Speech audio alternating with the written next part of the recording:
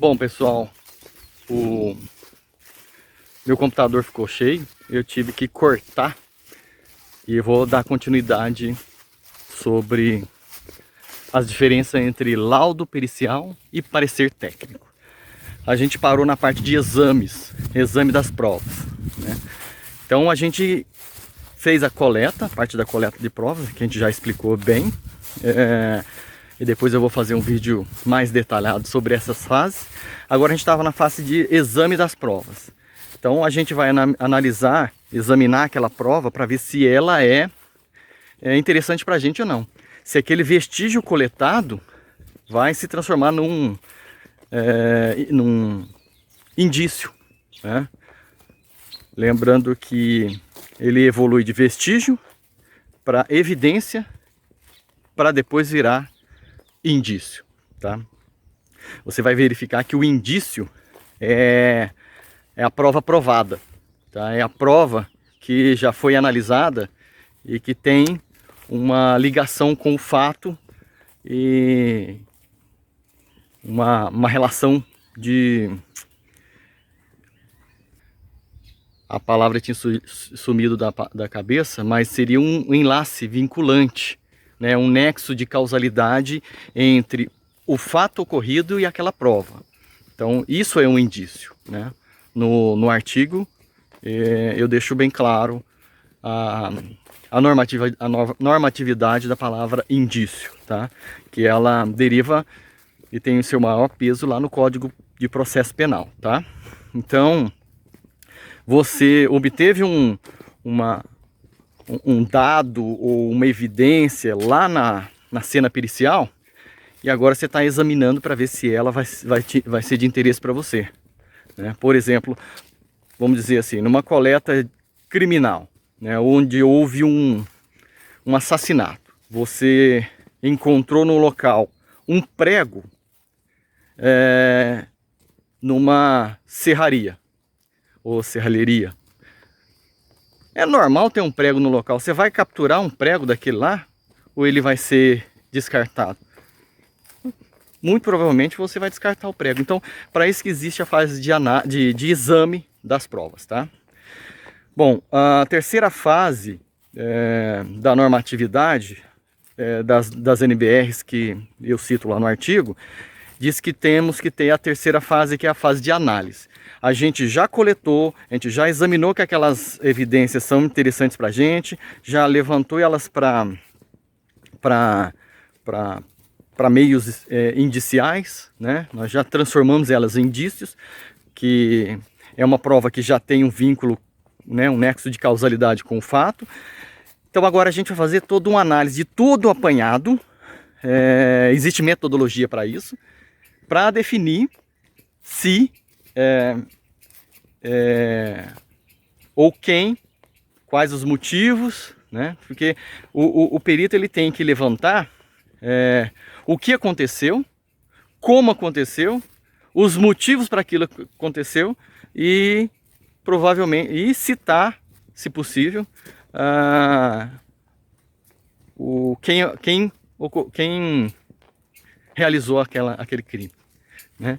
Então é nessa fase de análise que você vai apanhar todos os dados coletados, né? Juntar com citações de outros trabalhos, né? Formalizar, né? Formatar o seu entendimento naquele desenvolvimento, né? Onde você vai descrever, por exemplo, uma cena pericial embasada na metodologia, por exemplo, de um crime. Você pode utilizar um método de investigação para embasar como foi, por exemplo, um tiro. Você pode utilizar uma metodologia para definir que o tiro, devido à incidência dele ter incidido ali com 30 graus, de que ele veio, por exemplo, de cima, né? E você cita o método utilizado para chegar àquela conclusão, entendeu? Então a análise é o apanhado, onde você vai juntar todo o apanhado e gerar a conclusão final, né? Onde você vai responder as perguntas. O que aconteceu, como aconteceu, os motivos e quem são os prováveis, ou, se você tiver certeza absoluta, o indivíduo que cometeu o crime. Entendeu? Bom, termina aí o laudo? Não, não termina aí. Você chegou na fase de análise. Agora nós temos a fase de conclusão. E no limiar aí de tudo, é importante que você faça um resumo, né, para facilitar na hora do juiz ler, ou dos leigos lerem, né? Porque quem que vai ler o laudo pericial completo? Quem vai ler o laudo pericial completo será quem perdeu. A parte que ficou, que não foi beneficiada, a parte que ficou prejudicada, ela vai procurar ler o laudo inteiro para tentar impugnar.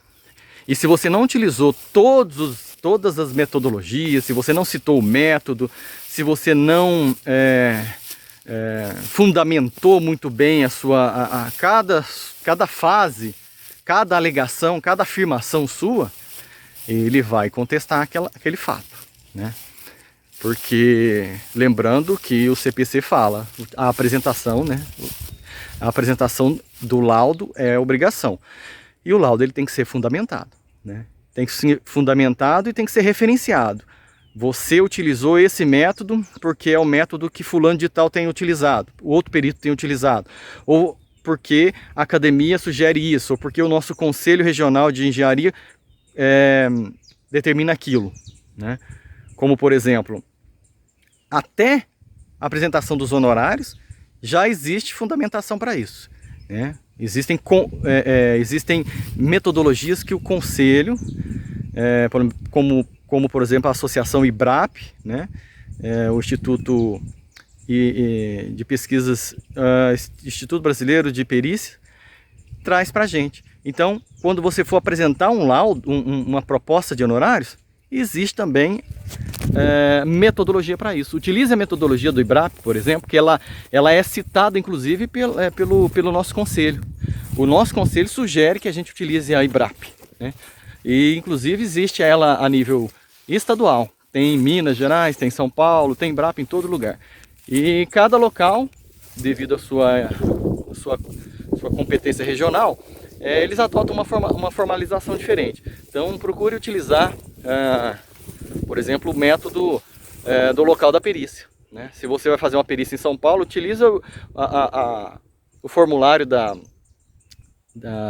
do IBAP de São Paulo, né? Os valores são diferentes, né? Os custos em São Paulo são diferentes, né? Então nós estamos aqui discutindo sobre a diferença entre laudo técnico e parecer técnico, né? A gente já viu que existe etapas, existem métodos, você tem que formatar, você tem que fundamentar, a palavra fugiu, você tem que fundamentar muito bem o seu laudo, né? Você tem que trazer peso para o seu parecer, demonstrando que cada etapa que você utilizou é a etapa correta, é a etapa mais utilizada pelos profissionais da sua área, né? Dá um pulo lá no CPC e procura o artigo 473, você vai entender as exigências, né? O artigo ele exige que o laudo tenha 4 etapas fundamentais. Dá uma lida lá que é importante. Porém, a academia, o meio acadêmico, exige que você seja um pouco mais específico e utilize métodos científicos para fazer o seu estudo, né? Porque o laudo ele é basicamente um estudo científico. Faça como você estivesse fazendo um TCC ou um TCC de mestrado, de doutorado, tá? Faça um negócio muito bem feito, para você não ser impugnado. Ferramenta, por exemplo, o item ferramenta.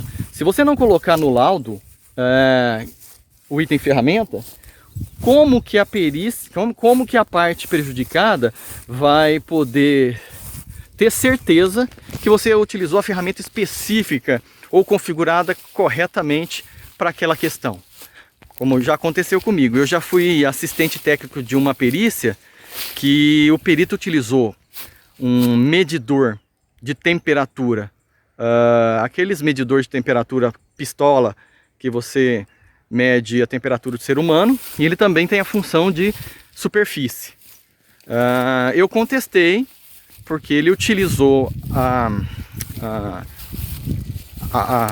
função de análise humana, que varia entre 32 ou 30 até 45 ou 50 graus, para fazer uma análise de temperatura de uma bateria, né? Quando na verdade ele deveria ter selecionado a função superfícies, que ele tem uma análise, ele faz uma análise lá de -5 até 100 e poucos graus, né? Então, como que você tem uma certeza absoluta que uma bateria que pode atingir 50 graus,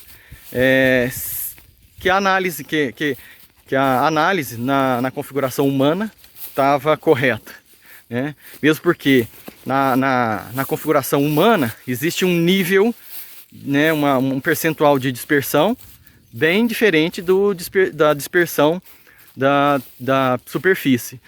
Então é contestável pela questão da ferramenta, né? E outra, essa ferramenta, ela tem mesmo, ela está dentro do período de garantia dela, ou está dentro do período de certificação dela? Você mandou para certificação? Ou você comprou ela há pouco tempo, que justifica não precisar de ter certificação? Então, o item ferramentas é importantíssimo também. Outro item que o laudo deve ter, que a gente vê na NBRs, lá no artigo fala, eu não lembro de cor qual é, mas no artigo você vai obter essa informação. Por exemplo, é a parte da conceituação das palavras incomuns. Existem palavras que a maioria das pessoas leigas não entendem, né? São palavras muito técnicas, que é muito utilizada pela gente. Mas o juiz, ele não fez engenharia. Os advogados não fizeram engenharia. Então você tem que explicar, né? O seu laudo ele tem que ser muito bem detalhado para o leigo entender. Porque você não é só o perito, você é o tradutor, o intérprete da perícia. Você tem que mostrar para o juiz, com palavras leigas, que aconteceu daquela forma, daquele jeito, né? Então, como você vai explicar se você utiliza palavras que o juiz não vai entender? Exatamente como a maioria das pessoas tem dificuldade de pegar um processo e ler. Uma petição inicial, uma contestação, uma sentença, porque lá detém muitas palavras fora do praticado na população, né? Então você tem essa dificuldade. A mesma coisa acontece, quem não é técnico lê um artigo técnico. Então você tem que fazer uma tradução do que você pode fazer um laudo todo embasado nas palavras técnicas, tá? É até indicado, porque é o que a sociedade técnica faz, né? As palavras técnicas, elas explicam muito bem, ela evita que você faça uma explicação muito grande sobre um determinado ponto, porém você tem que explicar em algum lugar, né? E esse lugar é o tópico de conceituação, onde você vai colocar as palavras técnicas, os termos técnicos mais utilizados, para as pessoas poderem se informar caso ela tenha alguma dúvida sobre aquela palavra, né? Lembrando que isso pode estar, por exemplo, na internet, tá? Imagina que você já tem um artigo que fala sobre, eu faço isso, eu tenho vários artigos que falam que tratam sobre as palavras técnicas. Então eu cito dentro da minha parte do tópico de conceitos, aquele link, eu coloco o link do meu artigo. Então, quando eu citei dentro do meu artigo, do meu laudo, aquele link do meu artigo, eu trouxe para dentro, né, para dentro dos autos, o meu site. Então não tem como o advogado me interpelar dizendo que eu não expliquei, que eu trouxe um laudo muito complexo, que não houve uma tradução, e que o laudo não chegou a uma resolução entendível, porque eu utilizei muitas palavras técnicas. Não tem como, porque eu fiz um referenciamento ao meu site e, conforme aquele brocardo jurídico diz, tudo que não está nos autos não está no mundo, né? Mas eu trouxe para dentro dos autos o artigo. Lembrando que aquele artigo tem que ser referenciado com data de consulta, com data de postagem, tá? Existe, inclusive, uma normativa, uma NBR, que fala sobre citação de links, tá? De sites. Utilize a nomenclatura correta, tá? Portanto, essa parte de conceituação é mais um tópico importantíssimo, tá? A delimitação do objeto da perícia é outro tópico que tem que estar dentro do laudo, tá? Você tem que entender e mostrar para o juiz que você entendeu o objeto da perícia, né? Imagina que você foi chamado para fazer a investigação de um vício redibitório de um veículo. Pois é, mas é o veículo inteiro que está com defeito ou é uma peça específica que apresentou defeito? Imagina que começou a ter... o ar-condicionado não está gelando. Não é o veículo inteiro que está com problema. O objeto pericial é o ar-condicionado. Podem ter... estarem envolvidas outras partes do carro, né? E é importante você fazer uma análise do que está conectado ao ar-condicionado que possa ser motivo, para você também determinar se você tem competência completa para fazer aquela análise, né? Porque imagina que você tenha competência, você é engenheiro eletricista, você pode analisar um ar-condicionado, né? Porém, o problema é na área mecânica do ar-condicionado. E aí? Você, eletricista, engenheiro eletricista, pode periciar um produto mecânico, um servo mecânico? Você tem que olhar lá na normativa do seu conselho federal, né? Naquela, se não me engano, é a norma 1060, né? Que ela substituiu outra norma, a antiga norma, que ela define quais são as competências do engenheiro eletricista. Talvez você tenha que chamar junto junto do seu laudo um engenheiro mecânico para complementar a sua perícia. A sua perícia talvez seja complexa, porque determina duas competências, uma mecânica e uma elétrica, né? Então você tem que analisar tudo isso na hora de, por exemplo, emitir a proposta de orçamento, né? A proposta de honorários. Se você vai precisar chamar um engenheiro eletricista, ele vai ter um custo.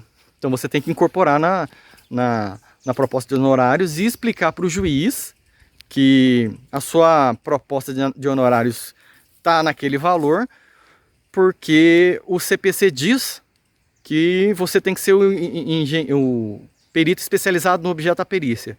Como a perícia determina duas competências diferentes, né, você está chamando um outro profissional para complementar a perícia, né? E aí deixar as partes discutirem sobre isso. Ele pode querer, por exemplo, né, as partes podem querer, por exemplo, te substituir por um engenheiro de controle e automação, que tem competência tanto na elétrica quanto na mecânica. Ou um engenheiro mecânico que também tem competência na elétrica e na mecânica. Porém, meu entendimento é uma perícia que envolve mecânica e elétrica, são perícias complexas. Uma tem que ter alguém da área mecânica e alguém da área elétrica. Ou um profissional capacitado para analisar aquele objeto, por exemplo, um engenheiro de controle e automação, que ele é específico para controle e automação, né? E aquilo ali é um sistema, um servo motor que é de controle e automação, né? Como, por exemplo, existe um engenheiro automobilístico. O engenheiro automobilístico ele é capacitado para analisar, fazer uma perícia em cima do veículo inteiro. Já eu entendo que o engenheiro mecânico não é especializado no veículo inteiro. Quem é especializado é o engenheiro automobilístico. A não ser que o engenheiro mecânico tenha feito uma pós-graduação em engenharia automobilística. Aí sim existe uma complementação de competência e ele agora seja... Então é importante você delimitar o objeto da perícia, tá? Porque mesmo na delimitação você vai determinar se você é competente completamente ou parcialmente pelo aquele objeto.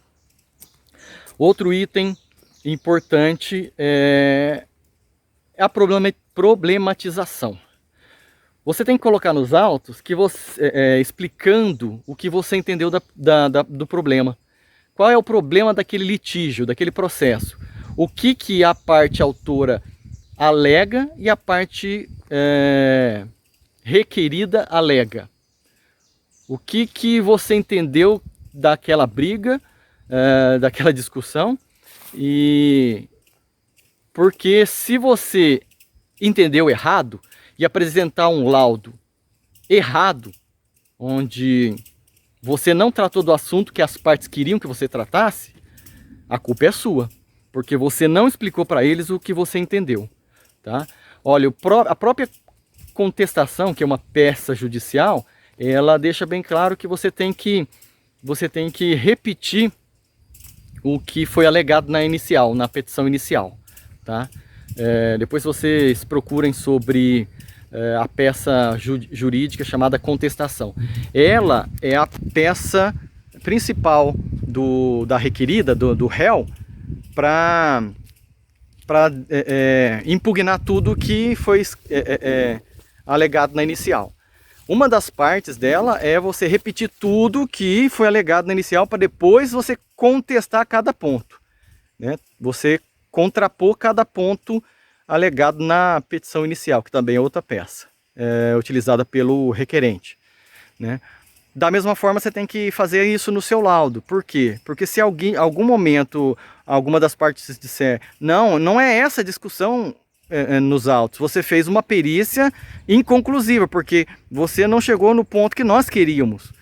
Você não tratou do tema que nós pedimos na produção de provas. Então, eu sugiro, coloque a parte de problematização no seu laudo.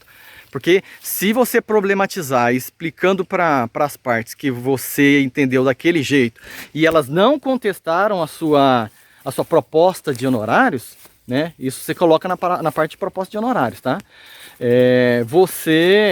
A culpa é deles de não terem contestado antes. Porque na proposta de honorários passou-se um tempo grande e houve uma aceitação de todas as partes. Então, aí a culpa é deles. Talvez você tenha que refazer sua perícia, mas você pode cobrar por isso. Agora, se a culpa foi sua, você não pode cobrar por isso, né? Então é mais um tópico que um laudo pericial deve ter. Você vai fazer a apresentação disso na proposta de honorários, mas traz para dentro do laudo também, tá? A parte de problematização. Então, assim, um laudo pericial, ele é um trabalho acadêmico. Ele é um trabalho que tem que ter peso, ele é um trabalho que você vai demonstrar para as partes e para o juiz que você utilizou os métodos mais utilizados pela sua área para trazer a veracidade dos fatos, né? Nem sempre você vai chegar numa solução, né? Você nem sempre vai chegar a um determinado, mas você vai trazer indícios que podem, né, vários indícios dentro do seu laudo que podem embasar a sentença do juiz. Já é o bastante, tá? Porque nem toda perícia tem uma solução. Nem toda perícia você chega a uma conclusão tecnicamente certa, né? Não, tecnicamente certa não é a palavra. Técnico-cientificamente perfeita. Por quê? Porque às vezes você não encontrou, não sobraram indícios para você afirmar com certeza técnico-científica que aquilo a vítima é aquela, que o motivo é aquele, entendeu? Mas você pode trazer um rol de indícios que vai embasar a sentença do juiz. Agora, se você não trouxer nenhuma determinação, uma conclusão e nenhum rol de indícios, a sua perícia ela pode ser impugnada por ser inconclusiva. E está lá no CPC tratando sobre isso. Perícias inconclusivas podem ser impugnadas, o valor dos honorários pode ser obtido de volta, com certeza com correções e tudo mais. E você pode ser processado por imperícia, né? Ou imprudência, dependendo no caso, uma das duas, né? Então, por favor, faça um negócio muito bem feito, tá? Bom, a gente tratou aqui nesse nesse blog, né, nesse vlog, que é um log de vídeo, né? Existe o blog, que é um log de texto. Nós estamos falando de vlog, que é um log de vídeo. Nós tratamos aqui sobre artigos, sobre laudos periciais e parecer técnico. Qual a diferença dele? Tá? No artigo a gente trata muito mais especificamente sobre as leis. Está aqui na descrição, você vai poder ler um pouco mais sobre isso. Mas eu consegui fazer um resumo de tudo nesses vídeos aqui. Tivemos que dividir em duas partes, tá? Ficou o vídeo parte 1, vídeo parte 2. Você pode assistir na sequência que achar melhor.